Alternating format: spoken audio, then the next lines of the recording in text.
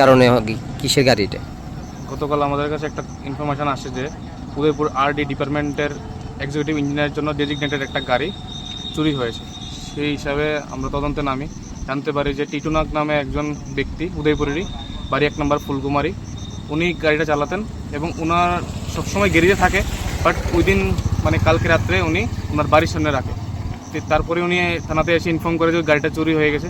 সেই হিসাবে আমরা তদন্তে নামি এবং আমরা বিভিন্ন থানাতে ইনফর্ম করি। তারপর মেলাঘর থানার বড়বাবুর সক্রিয় প্রচেষ্টায় আমরা এই গাড়িটা সোনামুড়া ব্রিজ চমুনি এলাকা থেকে উদ্ধার করতে সক্ষম হই।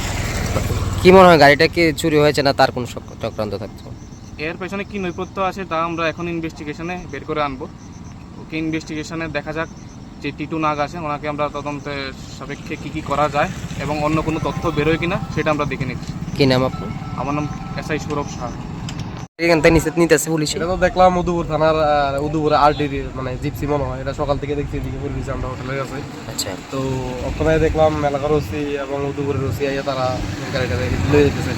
মানে কেউ চুরি করে আনছে তারা এমন সন্দেহ নাকি? পুলিশ যেটা কইলেও শুনলাম তার থেকে এটা চুরি করে আনছে বলে। ও, এটা এখন কি গাড়ির কিছু আসেনি না, সব লইয়া গেছে কইলে? না, গাড়ির ব্যাটারি হয়তো বা লইয়া গেছে গা, এটা তার পুলিশ দেখতেছে, আমি আর কাছে গেছি না, আমি এদিকে ছোট্ট ধরছিল নাকি কোনো? না, ছোট্ট ধরা অবস্থা।